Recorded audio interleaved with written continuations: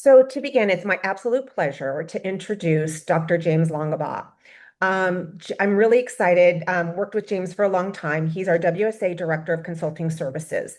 James serves as a trusted advisor to organizations, enhancing the experience of their employees through research-driven employee engagement programs.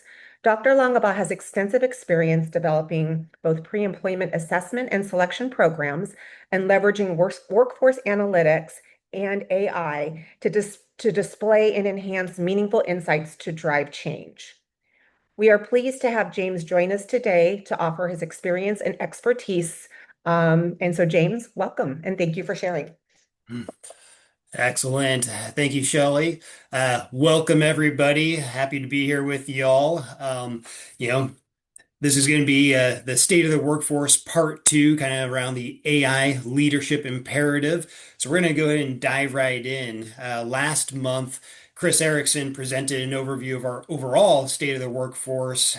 Today, as we saw it, gave a really high level overview of some of those engagement, manager effectiveness trends, what we're seeing is most impacting the employee experience, and a few things to kind of give hints at what we're going to be covering today related specifically to AI in the workplace. And that's really what this session is going to focus on, is really understanding artificial intelligence, which really has moved from an experimental technology to a workplace reality. Yet most organizations are still trying to navigate, probably like many of you all, how to actually implement it effectively and truly maximize its value. Today, we're going to dive into really four critical areas related to what leaders are kind of grappling with today. What are we hearing from them as we work with hundreds of clients over the past year who have this top of mind? What are we seeing in the data? There's really limited data today. There's a lot of, things that we're hearing in popular press, but a lot of really, big opportunity to dive further into finding out what is actually impacting the employee experience related to AI and implementation and integration into how people do their jobs in the broader workforce. We'll also get into why this matters as a people strategy, not just a technology strategy, and then what can leaders actually do about it, and what should they be focused on today related to this. So we're going to start out with what is it that leaders are grappling with today. I'd probably say AI is highlighted in nearly every conversation with WSA's clients over the past year. Leaders across industries, from regional health insurers to some of the biggest global technology companies, even from manufacturers to retailers, as well as all other industry representation, they're all wrestling with similar questions like, what are employees actually using AI for? How are they doing it? What are some of our employees' fears related to AI and how that might impact their work or them in the future? And how do we go about equipping them, enabling them to actually use AI to create efficiencies, create effectiveness? Because that's kind of the big golden goose egg right now, is how is AI going to make things bigger, better, faster, essentially? And how do we actually monitor and really measure that efficiency and effectiveness overall? So we are hearing a lot of things, and these tend to be some common questions that we get today. From all these client conversations that we're having today, we're really starting to see some consistent themes across industries, not necessarily to specific any one. One of those tends to be around leaders do recognize that employees are already actually experimenting with AI, oftentimes without any type of formal support or governance. Many of you probably are in organizations where you may not really have quite defined guidelines or compliance standards about how employees should be using AI or should not be using AI, and for what purposes and how and with what types of data or things like that. Some organizations are much more buttoned up. They have very specific guidelines, but very few organizations have really figured it out in terms of how do we actually go about enabling employees to actually use it the way that we want them to use it. And unfortunately, we're kind of in this gray area, which is leading to a lot of shadow AI, employees bringing their own AI tools and resources into the workplace, things that may not necessarily be approved by organizations in terms of technology or how they're being used. And that can create a lot of security risks. But at the same time, this is signaling that there is intense demand by employees to want to explore it, how to figure out how to use it to create efficiencies and effectiveness. Another major theme that we're hearing today is around AI readiness. You know, I would say, working with some of the biggest brands in their industries, some organizations are providing, again, almost zero enablement, zero guidance, zero tools, while other organizations, such as one of the largest tech and social media giants in the world, is really providing all employees with required AI enablement, training, as well as curated resources and tools specific to functions and roles. So this readiness that we're seeing today, there's a wide span. Even us at WSA, we're kind of in kind of the early stages still of exploring how can we use AI to create efficiencies, effectiveness, how do we go about enabling our folks here at WSA, even how to use it, prompt AI for different tasks, create AI agents to create various workflows? Many organizations are still in this exploration, trying to figure it out. And I would say very few are kind of at that end goal yet, even some of the best in their industries. And this kind of leads to, what are we finding with a couple of clients? These are not uncommon stories. Most organizations really are working with and struggling with the same things and still trying to figure it out. One of the large regional health insurers we work with, only about half employees really felt like they're ready to adapt to increasing AI use in the workplace. And similarly, a large global tech company, which you would think of a tech company, they must be using AI and employees must be enabled and they're using it really well. On the other hand, their employees still, less than half, feel like they're confident using AI, especially to support their daily tasks and responsibilities. This is really the landscape where most organizations are living today and where employees are at related to AI and how they might be using it. There's also a third major consistent theme that's popping up, and it's around executives or leaders. They're somewhat struggling to demonstrate AI's value. And this is really centered around particularly with individual contributors. And that's where we're finding those individuals who kind of remain the most skeptical about the impact on their roles. And they're probably the most concerned about job security. Even the largest tech companies acknowledge they're still figuring it out, but fear has really entered the mind of many workers today, really uncertain of how AI may impact their work or their ability to be employed in the future as well. And rightfully so.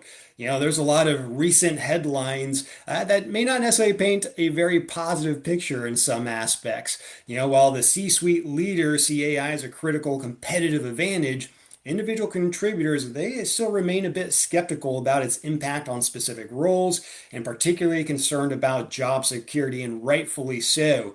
Major companies including Accenture, Amazon, Citigroup, Dell, Intel, Microsoft, even UPS have announced AI related layoffs. And already since the beginning of the year, it's been cataloged that there's been about 75,000 tech job layoffs, with the US accounting for about three-fourths of those. And with that, nearly 50% are identified as being due to AI related structuring. This is huge. You would think tech companies and tech employees would have very secure futures and roles, but many organizations who are investing heavily in AI efficiencies and outcomes, they are going through big restructuring right now in terms of that. And Oracle was probably the most recent of the giants, who laid off about 25,000 employees, followed by the next biggest, Amazon, with about 16,000 employees earlier this year. So there is a lot of fear as it relates to AI and how that can impact employees, their future, and their ability to remain employed. And we're seeing a lot of that in the headlines today. That's validating their fears, of course.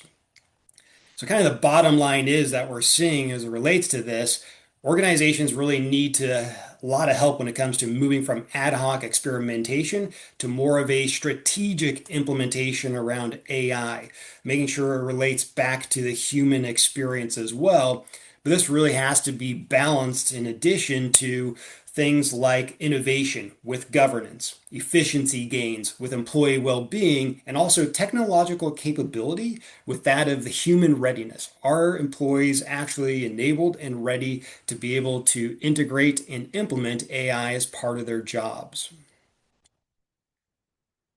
The next part we're going to dive into is really around what is some of the kind of preliminary data starting to tell us today in terms of how AI might be impacting the workforce. Chris touched on a little bit of this, so this may be a bit of a refresher for some individuals. What we're finding today in some of the research is that almost 1 in 6 US workers, or about 16%, are reporting that at least some of their work is actually currently being done with AI. There's about another 25% of employees who have identified that at least some of their work could also be done with AI. So we're starting to see that escalate and more work being completed with AI tools and solutions. And interestingly enough, you know, how many employees are feeling like AI is being used varies widely depending on the sources in terms of where you're looking at to see what is that percentage of employees who are using AI. We're finding that, Qualtrics finds about 45% of employees are using AI daily or weekly. Microsoft reported upwards of 80% even. Of course, Microsoft has Copilot and a lot of AI tools and solutions, so you might expect something like that. But a lot of employees are starting to use it in some ways, whether they're actually encouraged to or not. They may be experimenting with it in some ways. The challenge, though, is that nearly two-thirds of employees are potentially bringing some shadow AI tools. While a third are using company authorized tools, that's a lot of individuals who are bringing their own tools, resources, which could pose a large window of security and compliance risk and issues that are potentially able to arise. So something that organizations should really be careful with when it comes to what are we showing employees that they have the availability and access to? How can they leverage these things, making sure they're confined within guardrails for what AI is appropriate and can actually be authorized and used within the workplace. And every organization may be using more than one AI tool and platform. Organizations oftentimes are using agents from Copilot, maybe pulling from Claude, maybe pulling from ChatGPT for other types of tools and resources. So it may not just be one tool and solution, which creates a lot more complexities as well. And then, of course, still, as we saw previously, workers are, they have some fears. They are worried about AI's workplace impact. There's a lot still to be determined and a lot left to be figured out as it relates to AI and how it's actually going to impact the workplace today. We probably can't accurately impact what's going to happen 3 years from now, let alone 1 year from now as it relates to this. But these aren't just casual concerns, but rather represent kind of an engagement crisis in the making, right? This really is an emotional landscape that's equally complex with as many workers who have some fears and worry about AI today. But there is, of course, some hope. There are organizations who implement and have an intentional AI strategy. Those employees who are engaged, they're found to be 2.6 times more likely to support that AI integration and report outstandingly higher percentages of having outcomes such as productivity, work quality, as well as stress reduction by being able to leverage AI as part of their role to be able to complete their tasks, their responsibilities. This kind of creates a virtuous cycle where engagement drives adoption, and adoption drives value realization, and value also reinforces engagement. At one global conglomerate we work with, this company was really focusing a lot of time and effort on employees using AI in some form within their daily work. They found that about 60% of employees felt that AI was allowing them to be nearly 20% or more productive in their roles as they self-reported, meaning they were finding efficiencies and effectiveness gains to be able to do their work better and faster. As we jump into this around why this actually matters as people strategy, there's a lot of things that are impacting this. The biggest is AI strategy also should be considered your people strategy. It should not necessarily be disjointed. As we think about this, um, you know, the people dimension really isn't secondary to that. It should be integrated together. Technology investments alone, they're probably not going to deliver true AI transformation without addressing some of those human dimensions of readiness, trust, engagement, skill development, and the big piece around organizational change capabilities, AI initiatives are probably unlikely to perform as a consequence, including creating some resistance, and they're likely probably to fail to generate some of that anticipated ROI. Organizations often frame AI adoption as a technology challenge, meaning which platform should we be buying? How do we integrate these systems? What's going to be our cloud infrastructure? Very technical questions. And these are important questions, but they fundamentally miss the point today. Those most sophisticated AI platforms, those are the most kind of robust right now. They can create zero value if your employees don't actually know how to use them, if they don't trust them, and if they're actively resisting them. There's also the economic stakes that we need to consider. PwC and the World Economic Forum released some research recently that kind of pointed to about 80% of workers are going to need to acquire new AI related skills by 2027 to be able to remain competitive in the workforce. Yet, most organizations haven't connected this urgency to their talent strategies. When employees see that AI, as a threat rather than an accelerator, they're going to watch colleagues potentially be laid off, where AI maybe never fully materialized. They become what probably Forrester Research, if you've seen some of theirs, calls coasters, those disengaged employees who probably withhold that discretionary effort. They're unlikely to go above and beyond because they don't necessarily believe that their employee deserves this energy if they're feeling like they may be replaced at some point. There's also the hidden productivity crisis, meaning that organizations implementing AI without parallel investment in employee readiness, those probably face a bit of what we might think about a paradox. They're automating a lot of tasks while at the same time simultaneously demotivating the actual humans in the seats that are needed to leverage that automation. Workers leveraging AI can create a lot of stuff very quickly and very fast, but they can't necessarily review and validate that output as fast as they're creating it today. Meaning we're creating a lot of stuff. That stuff may not always be great, and that stuff's just getting pushed down the stream to somebody else. And we may have heard that term AI slop as well.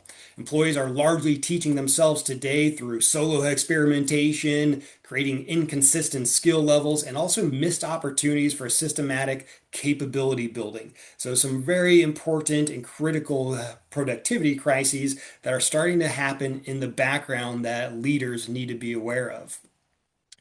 There's also what we might think about a generational disconnect that could be compounding part of this challenge. When we think about who may have the highest AI intelligence today, well, it's probably our Gen Z workers, right? But what we found is that, according to HR executive, Gen Z workers, while they have the highest AIQ at 22%, baby boomers are at only 6% in terms of their AI intelligence. Yet companies today, and we're seeing that in the popular press in terms of when these layoffs are happening, many companies are disproportionately eliminating entry-level jobs, either laying those off or not even hiring for those today, creating much higher bars for entry into organization. And those very roles, those entry-level roles, that's generally where Gen Z is entering the workforce, meaning the cohort most capable of working with AI, that's the ones who would be entering the workforce, but those roles are either being eliminated or not available in many organizations today. It's also the cost of getting this wrong, which is actually extending beyond some of those immediate productivity losses as it relates to some of this. That cost of inaction is really rising quite rapidly today. When organizations are laying off workers for AI capabilities that aren't fully ready, then quietly rehire maybe others, potentially replacements that are offshore. That's going to erode a lot of trust across the entire workforce. We see today when companies go through layoffs, that survivor guilt starts to endure. And that can endure for 12 to 18 months or more. And that can result in a lot of lost productivity. It leaves those employees in a state of uncertainty about what does this mean? How is this going to impact them? They're oftentimes also taking on a lot of additional work responsibilities too. So these employees, they're watching, they're learning, and they're adjusting their commitment accordingly. If they're going to be less committed, they're also going to be less likely to go above and beyond, applying that discretionary effort to help the company win and be successful. When a quarter of your workforce actively withholds that discretionary effort, there's probably no amount of AI that's going to compensate for productivity loss. The sixth piece is really around awareness of AI in the workplace is starting to accelerate. We're seeing today, workers recognizing that AI's applicability to their jobs has jumped substantially from 31 to 35% year over year from 2024 to 2025, according to Pew Research, while those unaware has decreased pretty substantially from 17% to 12% over that same time period. So people are becoming much more aware of AI, how that could impact them, how they could use it to create efficiencies, effectiveness, do their work faster and potentially better. But there's also that readiness component. Those employees who don't receive some of that organizational guidance, they're going to find their own solutions. Bring that shadow AI, which is going to lead employees to potentially creating some security vulnerabilities, right? Potentially for algorithmic bias, as well as inconsistent outputs and undermining the quality and compliance that you may be setting up around your own AI strategy. This kind of culminates to underline really the importance of needing an intentional AI strategy. That absence of an intentional AI strategy doesn't mean AI isn't being used. We know employees are bringing some types of shadow AI to do their work in some way. What this means is it's being used chaotically, oftentimes without governance, and of course, or strategic alignment. So every day that organizations delay establishing that governance and enablement frameworks, that's often seeding more control and missed opportunity for scaled adoption, particularly that could differentiate them in a competitive landscape. So another reason to be really intentional about that AI strategy, connecting that back to the dots in terms of your human and people strategy as well. Diving next into what leaders can do, number one, setting clear expectations and modeling behavior. Moving beyond those vague encouragements, some of the organizations we work with today, we're hearing they're setting explicit targets like using AI 10 times per day in your role as some of that behavioral anchor that kind of really signals AI fluency, also becoming a core competency, just not an optional skill. There's also creating systematic knowledge sharing, establishing some of those regular forums, whether monthly showcases, communities of practice, internal collaboration channels on Slack, where teams can share and identify how AI is creating successes, but also those failures. How can we learn from what other people are doing? We're seeing that organizations that successfully scale AI adoption are creating these formal mechanisms for capturing some of these different learnings and distributing that insight, but also creating prompt libraries organized by function and use cases, having monthly AI show and tell sessions. These are all ways to help create that learning and growth environment for people to see where they can learn, kind of innovate, try out AI, but also fail fast and be able to move forward. The third thing leaders should be considering today is implementing some type of continuous learning around how employees are using AI today. They really need to understand how employees perceive experience AI in the workplace, and this is a critical as organizations increasingly integrate these tools into the daily operations.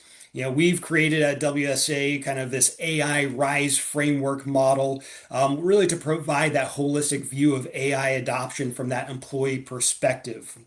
I'll just kind of highlight it real quickly here, and we'll have more at a later time. But really, the readiness component, this is kind of getting into assessing whether employees have the right foundational capabilities to even engage with AI tools effectively. Not just about the technical skills, but also encompassing confidence, access to resources. The initiative dimension is really about whether the organizational culture actively encourages AI experimentation or is it actually subtly punishing it? Success, that's capturing into that tangible outcomes employees experience when they do use AI. Is it helping them do their jobs better and faster? Expectation, this is really around addressing one of the most critical components, trust. do employees actually trust AI outputs? This is a big concern by many employees and employers. Do they believe even that leadership is deploying AI responsibility? Are their concerns being heard and addressed?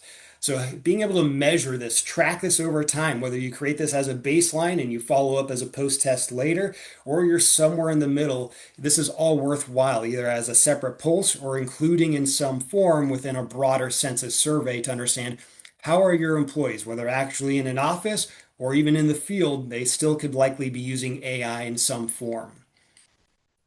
Last two are around addressing security and job concerns. As we saw, a lot of security, data, privacy concerns rank at the top of employees' worries about AI, alongside that over-reliance on AI for critical decisions and potential job loss.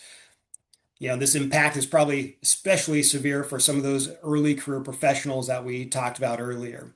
And then there's also the kind of how do we go about positioning AI proficiency as a strategic career asset? Today a lot of organizations are struggling with how do we find new ways for learning, development, career progression. This is the biggest low-hanging fruit that has probably been at the hands of HR in decades. Organizations really investing in AI enablement have that unique opportunity to reframe the narrative from AI threatening jobs to AI can becoming that fluency accelerator for careers. As employees go through, develop those capabilities in using AI to create efficiencies and effectiveness in their daily work, those skills can become really valuable differentiators for whether internal advancement or external marketability. To kind of round this out, there's really three major takeaways. The first being that AI transformation is happening with or without the deliberate organizational support. Leaders really do face that choice. Shape it intentionally or react desperately as silent and shadow AI proliferates your organization and potentially eroding employee engagement, leading to employee anxiety as well. The second, organizations investing equally in technology and employee experience are probably the ones that are going to realize the greatest and highest returns. Those treating AI as purely a technical implementation, those are ones that are probably going to struggle with adoption, fail to maximize that overall value, and they're going to lose out to competitors who are amplifying that human potential. And lastly, it's really worth knowing that many leaders feel behind on their AI journey. And that's not a out of the normal place to be. Few, if any, are actually feeling like they're ahead of the game today that we work with. Even some of the largest tech companies, largest brands in their industries, they are also still feeling like they're just trying to figure out where are they at, where do they need to integrate, how do they develop a really intentional AI strategy. So I want to thank you for your time today. I know we are at the top of our time. There is going to be a part three to our state of the workforce that will be happening around remote and hybrid versus on-site workers related to trends and what's impacting their experience on May 20th at 1 p.m. Central, led by my colleague Cameron Klein. Great. James, thank you so much. Very informative session. Really appreciate all of your experience and expertise. And again, thank you all for joining. There were a couple questions in the chat, so we'll follow up with you on all of those questions post-webinar. And have a great week, all. Thank you all.